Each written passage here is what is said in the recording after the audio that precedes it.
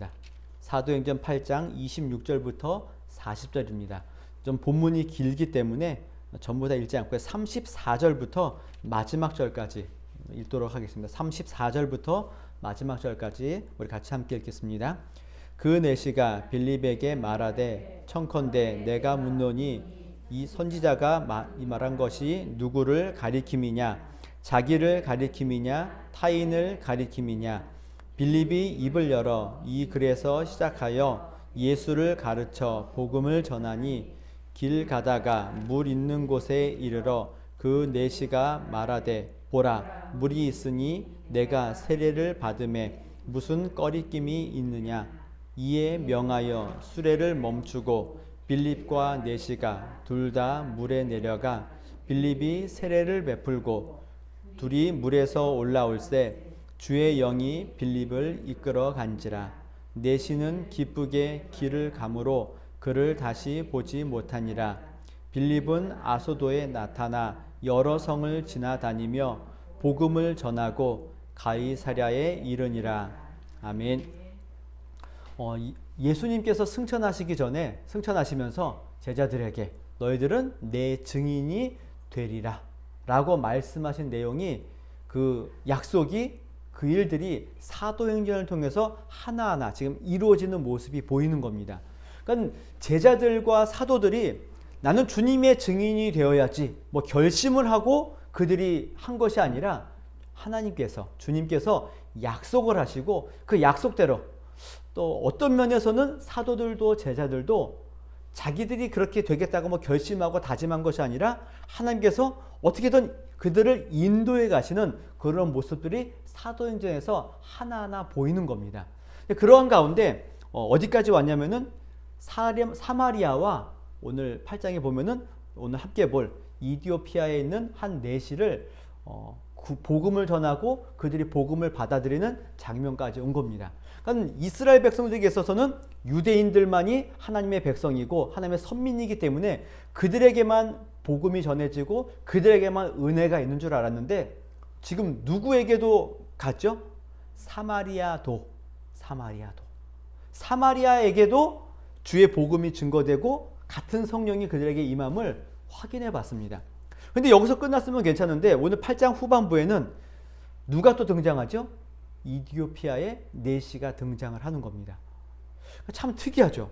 어떻게 또 이런 일이 일어나게 되는가? 결국은 이스라엘의 눈이 처음에는 예루살렘 동족에게 있었는데 사마리아와 또 이방인에게로 넘어가는 그런 일들이 지금 8장을 통해서 지금 이제 전환점을 이루게 되는 겁니다. 그래서 다음에 볼 9장에서는 그 이방인의 사도로 누가 부름을 받죠? 사울이 부름을 받고 바울이 되고, 그다음에 10장에 가서는 고넬료에게 하나님께서 성령을 베풀고 베드로가 가서 세례를 베풀게 되자 이제 모든 사람의 눈이 이방으로 띄어지는 전도의 문이 확산되는 그런 일들이 이제 사도행전 가운데 있게 되는 겁니다. 근데 오늘에서는 그 이디오피아 내시를 이렇게 전도하는 그 내용이 빌립삼이 있는데 빌립이 그분을 알거나 한 것이 아니라 누가 그를 이끌어가죠? 빌립을? 주의 사자가 이끌어가는 겁니다. 그러니까 지금 빌립은 어디에 있나요? 사마리아에서 복음을 전하고 많은 사람들에게 큰 기쁨을 준 빌립 집사님인 겁니다. 그럼 거기에 남아있으면 그 열매를 집사님이 눈으로 보면서 확인하면서 기뻐하면서 거기서 어떻게 보면 쉽게 얘기하면 누리면서 살 수 있는데 갑자기 주의 사자가 성령이 빌립을 어디로 이끌어간다고요? 여기 보면 어디로 가나요? 가사까지. 예루살렘에서 가사로 내려가는 길까지 가라. 전혀 희한한 곳으로 지금 빌립이 전하고 빌립이 열매를 맺었던 사마리아와 전혀 동떨어진 곳, 여기에 사건을 빌립이 한 일을 아무도 모르는 곳으로 보내는 겁니다. 근데 여기 보면은 예루살렘에서 가사로 내려가는 길, 지금 빌립이 어디에서 도망왔죠? 예루살렘에서 도망온 겁니다. 예루살렘에서 박해 때문에 도망왔는데 사마리아로 도망갔는데 거기에서 주의 사자는 또 어디로 가라 그런다고요? 예루살렘에서부터 가사로 향하는 길. 그러니까 일단은 어디부터 가야 되나요? 예루살렘부터 갔다가 거기에서 가사로 내려가는 길을 따라가야 되는 겁니다. 희한. 근데 거기가 무슨 길이죠? 광야길인 겁니다. 거기를 보냈죠. 근데 빌립이 거기에 대해서 뭐 특별한 이야기하지 않고 따라가는 겁니다. 따라갔더니 거기에서 누구를 만나냐면은 에디오피아 사람을 만나는 겁니다. 그 에디오피아 사람이 누구냐? 에디오피아 여왕 간다게의 모든 국고를 맡은 관리인 네시라고 되어 있습니다.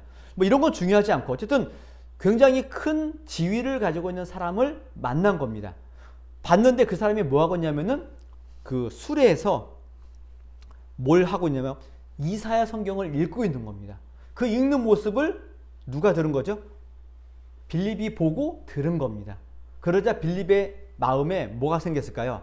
아, 저 사람에게 가도록 하기 위해서 하나님이 나를, 성령이 나를 인도하신 거구나라 생각하고 그에게로 다시 가는 겁니다. 근데 성령께서 그를 그쪽으로 보내는 거죠.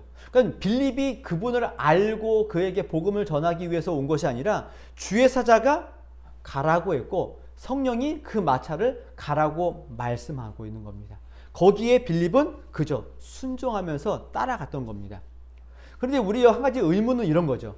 도대체 에디오피아 이 내시는 어떻게 복음을 들었길래 예루살렘으로 예배하러 왔을까? 어떻게 주의 말씀을 읽었을까? 성경을 읽었을까? 이게 의문인 겁니다. 우리는 알 수 없죠. 그러나 여기서 한 가지 확실한 것은 이런 거죠. 우리의 눈으로는 확인할 수 없지만은 하나님께서는 우리가 알 수 없는 장소, 전혀 예상하지 못한 사람들에게 주의 복음을 하나님께서 증거하고 계시고 일하고 계시다. 이런 것들을 확인해 볼 수 있는 겁니다.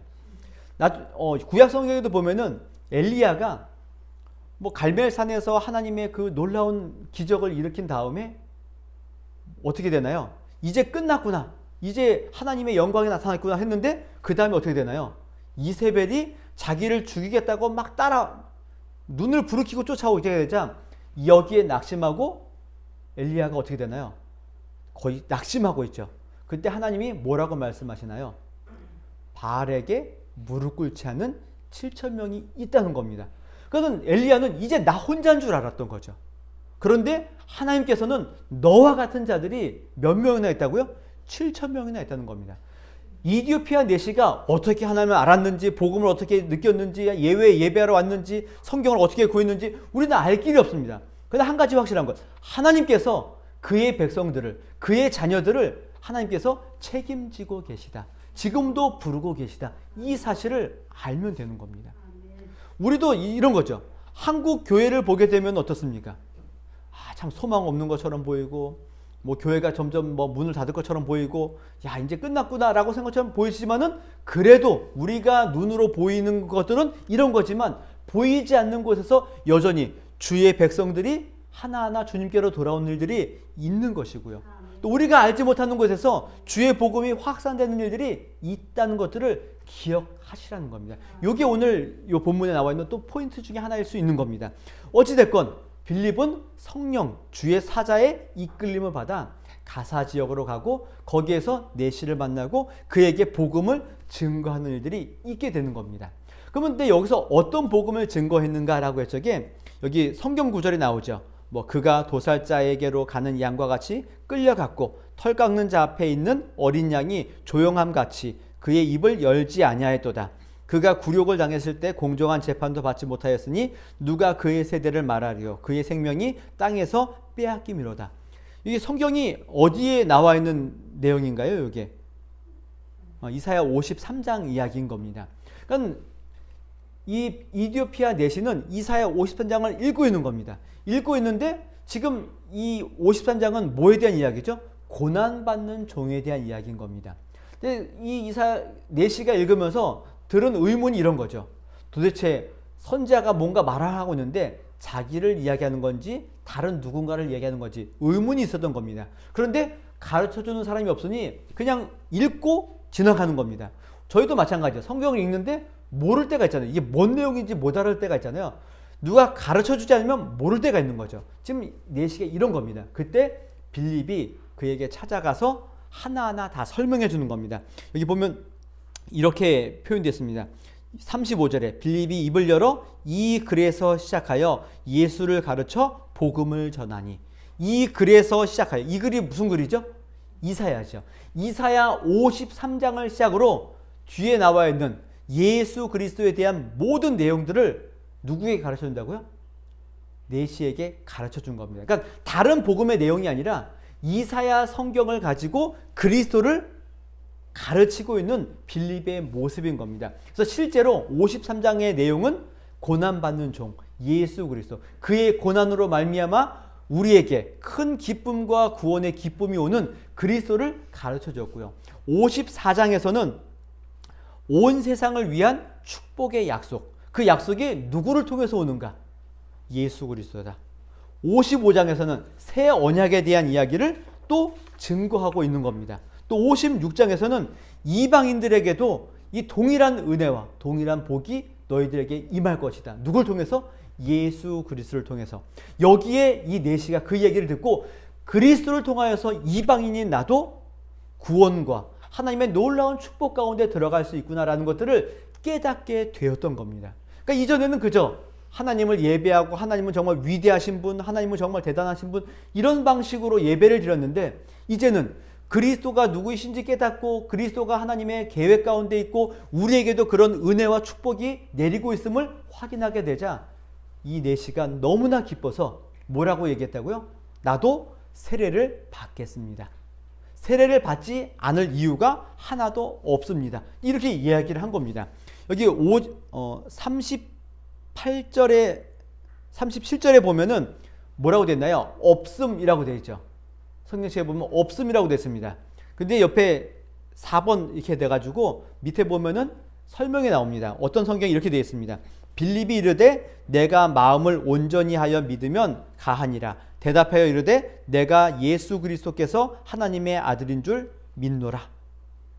이게 어떤 사본에는 있고 어떤 데 없는데 이렇게 되어 있는 겁니다. 그러자 빌립이 그에게 세례를 주게 됩니다.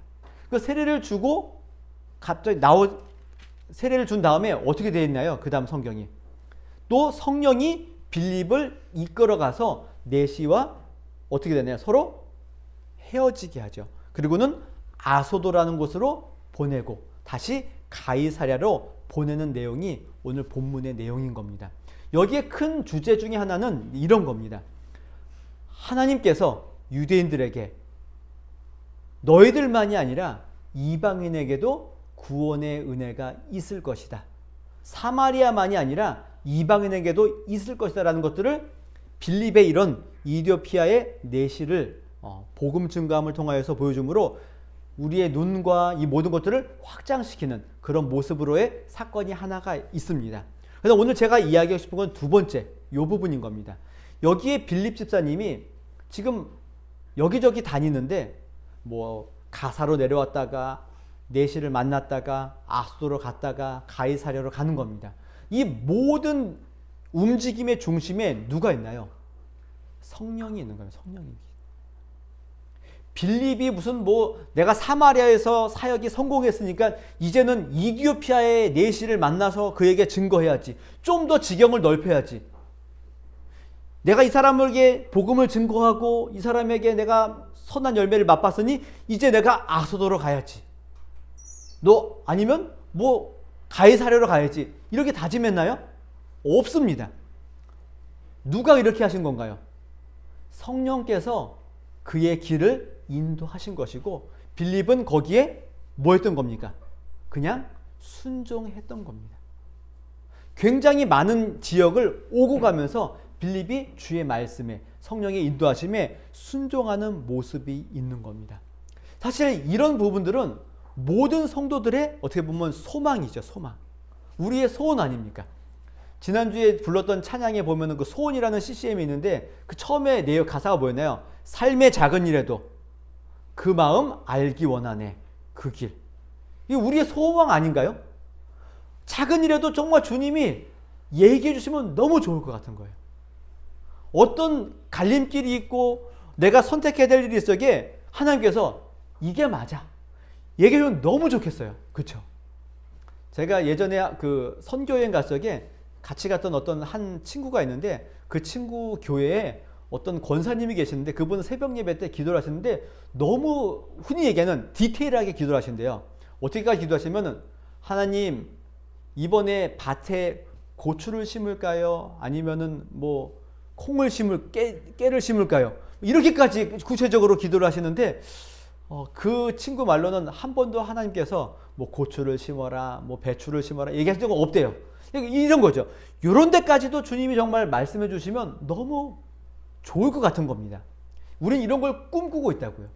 근데 오늘 빌립을 잘 보시게 되면은 뭐 가사로 내려가는 일에 또 아수도로 가는 일에 누가 역사하셨죠? 성령이 역사하셨죠.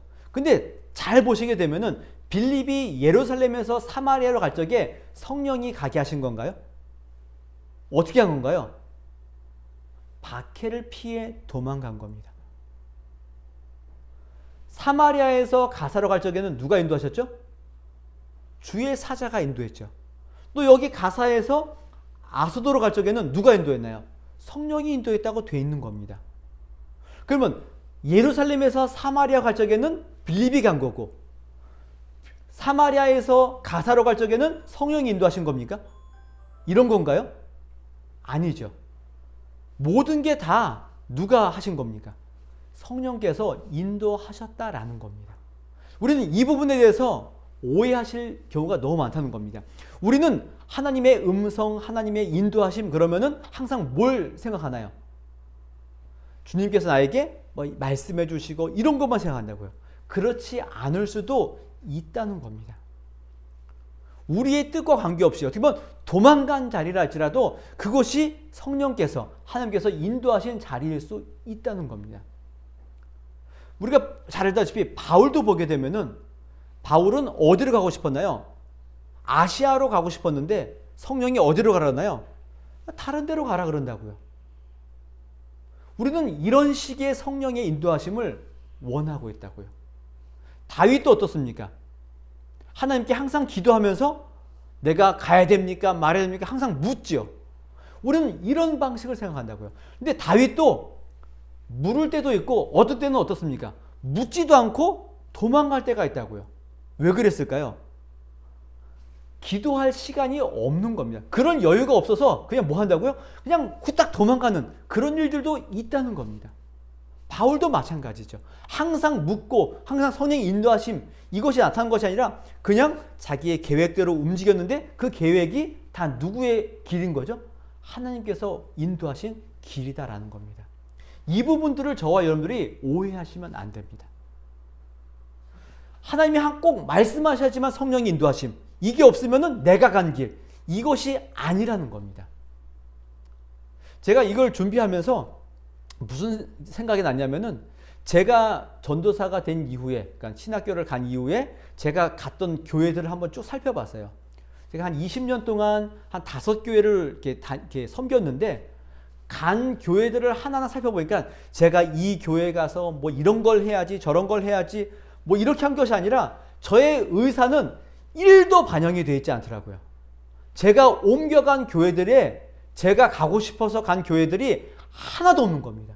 다 그냥 누가 등 떠밀어서 어쩔 수 없이 뭐 여기 개척한 것도 제가 뭐 개척을 해서 뭐 이 거여동의 땅을 무슨 뭐 주님께로 인도 이런 거 없습니다. 그냥 제가 있던 교회에서 우리 교회가 20년 됐으니까 20년 그 기념 어떤 그런 사역으로 교회 하나 개척하자.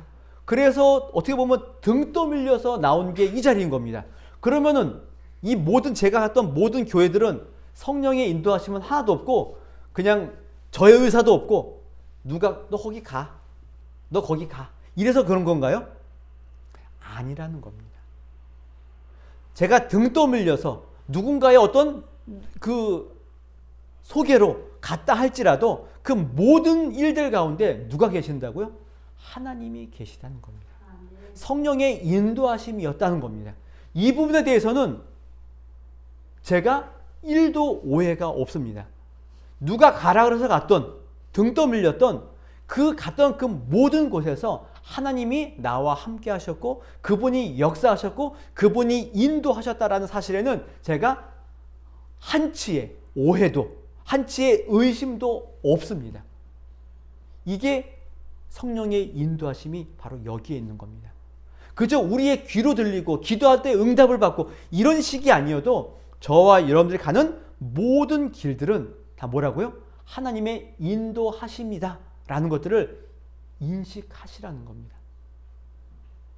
또 내가 있는 그곳에서 어떤 큰 열매가 있어야지만 성령이 역사하셨구나 이러실 필요도 없다는 겁니다. 소소하게 아무 일이 일어나지 않았다 할지라도 그곳이 무슨 자리라고요?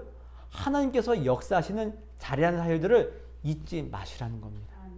그래서 성도들은 항상 성경을 보면서 어떤 오해를 하나요? 나도 빌립처럼 이렇게 옮겨 다녀야 되는데, 나도 빌립처럼 이렇게 큰 열매를 맺어야 되는데, 이것이 성령이 인도하시는 것이지, 이것이 하나님이 역사하시는 것이지라고 우리는 오해를 한다고요. 그래서 아무 일도 일어나지 않고 그냥 내가 선택하고 내가 그곳에서 평범하게 있으면은 무슨 생각이 나요? 나는 아무 일도 안 하는 것처럼 주눅들어 살 수도 있다는 겁니다. 그러나 그렇지 않다는 겁니다. 평범한 일상을 살아가는 것이 뭐라고요?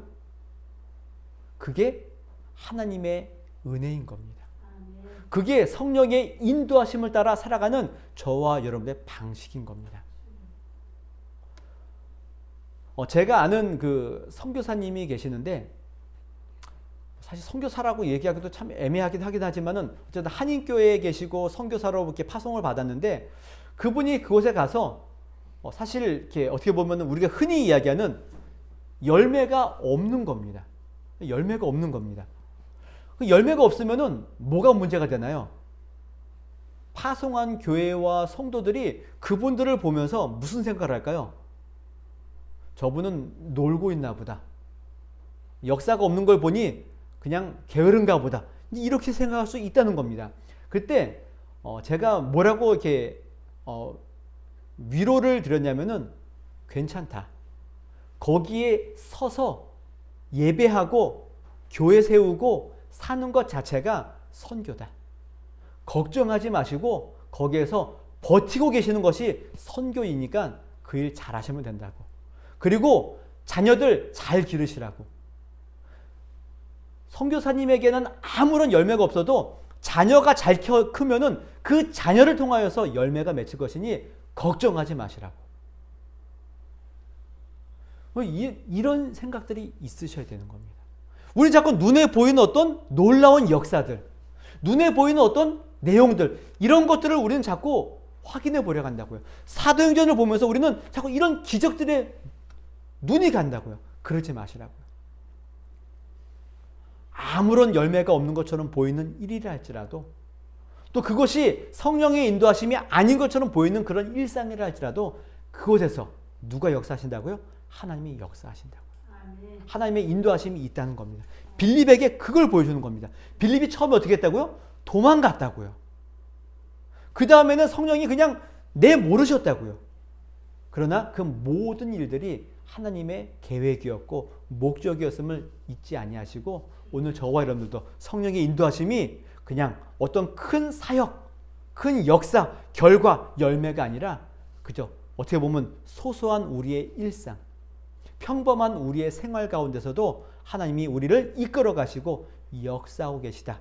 이 사실을 기억하시면 좋을 것 같습니다. 네. 자, 두 번째로는 그럼 왜 이런 방식으로 성령이 역사하시는가? 왜 내가 원하지 않았는데 성령은 우리를 인도해 가시는가? 왜 열매를 맺었는데 그 열매를 맛보게 하시지 않고 다른 곳으로 빌립을 인도해 나가시는가? 요것들이 또 함께 우리가 생각해 봐야 할 내용이 여기에 있습니다. 자, 빌립 보십시오. 사마리아에서 조금 편하게 사역할 수도 있었습니다. 존경받으며 많은 사람에게 대접을 받으며 사역할 수도 있었습니다. 근데 어디로 보냈다고요? 광야길로 보냅니다. 거기서 누굴 만났나요? 이디오피아 내시를 만난 겁니다. 뭐 우리가 보면 내시 그러면 별볼 없어 보였지만은 지금 이 사람의 내용을 보니까 어떻습니까? 이디오피아에서 굉장히 큰 역할을 감당하고 있는 관리인 겁니다. 근데 그에게 뭘 했죠? 복음을 전하고 그가 세례를 받고 기뻐하고 있는 겁니다. 그러면 우리는 무슨 생각을 할까요? 하나님께서 나를 이디오피아에 가서 잘 살도록 하기 위해서 여기를 보내셨구나. 역시 하나님 대단하셔. 이럴 수 있는데 그를 전도하자마자 어디로 보냈나요? 아소도라는 곳으로 또 보내는 겁니다. 거기서 복음을 전하다가 또 어디로 보낸다고요? 가이사랴로 또 보내는 겁니다. 하나님, 이게 뭡니까? 이게 뭐죠?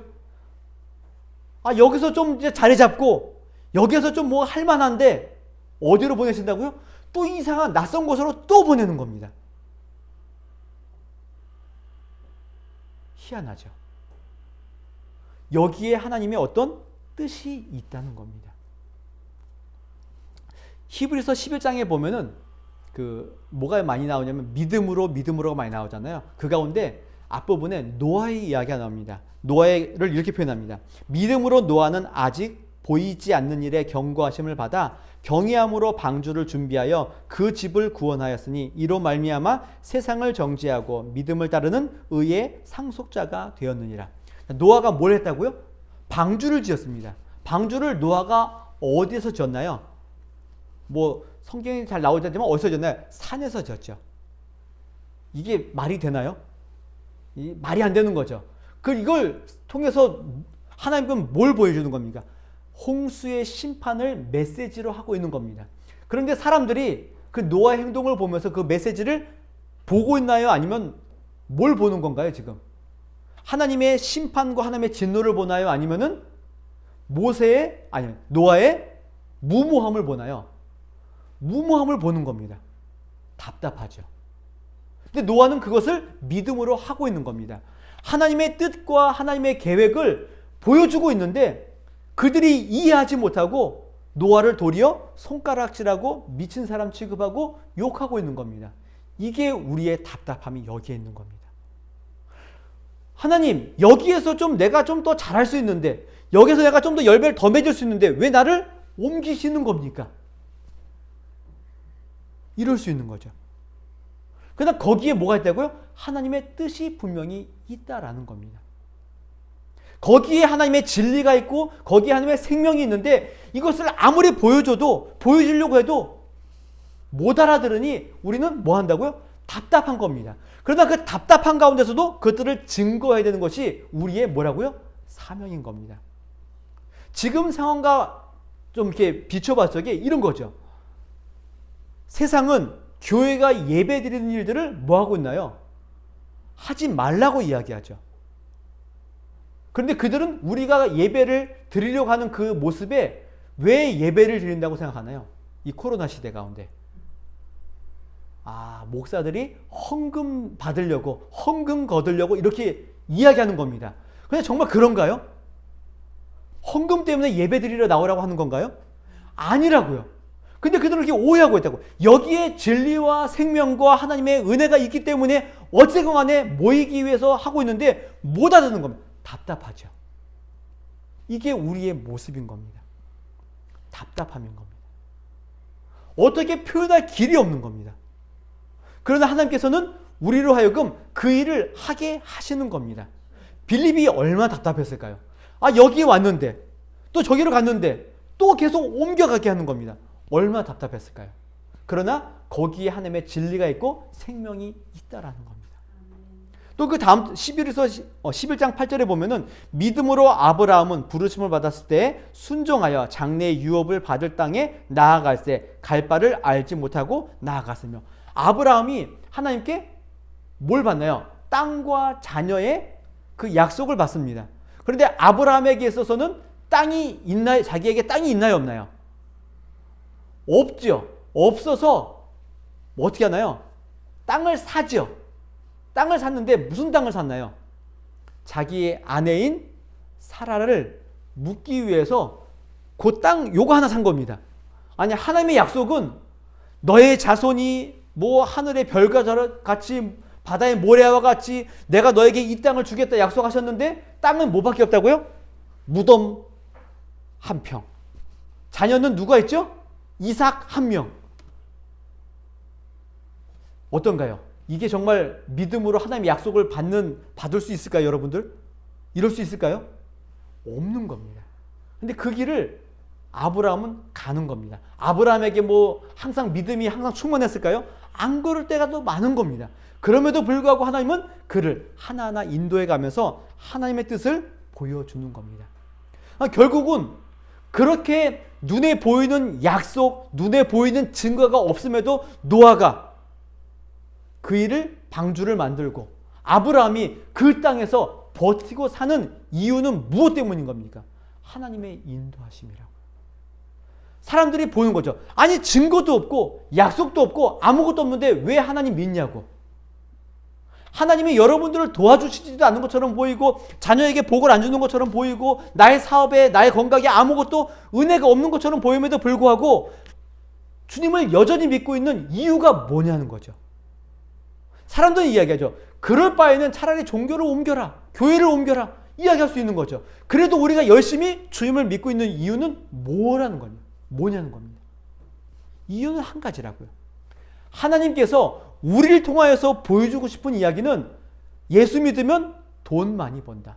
예수 믿으면 자녀가 잘 된다. 이걸 보여주기 위함이 아니라 하나님은 우리를 통해서 뭘 보여준다고요? 진리가 무엇이고 생명이 무엇이고 하나님을 믿는 것이 무엇인지 보여주기 위해서 우리를 우리의 생각과 다른 엉뚱한 곳으로 우리를 인도해 가신다는 겁니다. 빌립이 그 예를 우리에게 보여주는 겁니다. 여기에 있으면 너무 좋을 것 같은데 또 옮깁니다. 여기에 있으면 너무 좋을 것 같은데 또 옮깁니다. 그걸 통해서 뭘 보여준다고요? 하나님의 인도하심이 우리에게 적절한 보상과 어떤 혜택을 주지 않는다는 것들을 보여주는 겁니다. 그럼에도 불구하고 주님의 뜻을 따라 순종하는 것이 우리의 사명이다. 그 일을 통하여서 하나님이 누구이신지 하나님의 계획이 무엇인지 우리에게 보여주는 것, 이것이 뭐라고요? 하나님의 뜻이다라는 것들을 보여주고 있다는 겁니다. 이게 성령의 인도하심을 따라 살아가는 저와 여러분들의 모습인 겁니다. 우리가 원하지 않는 방향으로 우리를 옮겨가십니다. 그곳에서 하나님께서 보상이 있거나 어떤 혜택을 주지 않을 수도 있습니다. 그러나 그럼에도 불구하고 그곳에서 주님을 예배하고 믿고 순종하며 따라가는 것이 뭐라고요? 성령의 인도하심에 순종하는 자들의 삶인 겁니다. 성령이 우리를 이끌어 가시면서 우리가 거기에 순종하며 살아가는 사람들의 모습이 바로 여기에 있다는 겁니다. 평범하게 살아가는 것. 남들보다 조금 못하게 살아가는 것. 그러나 그곳에서 주님의 뜻을 따라 열심히 증인으로 살아가는 것. 이게 뭐라고요? 성령에 이끌려가 살아가는 성도의 모습이다 라는 것들을 확인하시면 됩니다. 이해하지 못한다고 해서 거기에 대해서 불평하거나 불만할 필요가 없다는 겁니다. 하나님의 뜻은, 하나님의 생각은 우리보다 훨씬 높고 훨씬 더 크고 넓습니다. 하나님께서 이사야 선지자를 통하여서 이런 말씀을 하셨습니다. 하늘에서 비와 눈이 내려서 땅에 떨어지면은 그 비와 눈이 바로 하늘로 올라가지 않고 어떻게 되나요? 땅을 적셔서 거기에서 농사의 열매가 맺고 먹을 것을 맺는 것처럼 하나님의 말씀과 하나님의 뜻은 그냥 되돌아오는 그런 것이 아니라 꼭 뭐가 있다고요? 열매가 있다. 반드시 이루어진다. 이렇게 말씀하고 계시다고요. 그러니 하나님이 우리에게 인도하시고 우리를 보내시는 그곳에서 약속의 증거와 어떤 역사가 기적이 없다 할지라도 하나님께서 우리를 보내신 그 일에는 전혀 어떤 열매가 없거나 그냥 아무런 일이 없이 그냥 돌아가는 일이 없다는 것들을 기억하시면서 항상 하나님 앞에서 우리에게 주어진 책임들을 잘 감당하시고 또 주님의 인도하심에 순종하며 살아가는 자들이 되어서 주님이 우리에게 주신 놀라운 은혜들을 저버리지 마시고 또 그것들을 통하여서 모르기 때문에 게으르거나 나태하지 아니하시고 주님이 주신 은혜에 충성하면서 또 남들에게 주님의 은혜와 생명들을 나눠주고 보여주면서 신앙을 따라 성령의 인도하심을 따라 살아가시는 주의 백성들이 되시기를 주님의 이름으로 부탁을 드리겠습니다.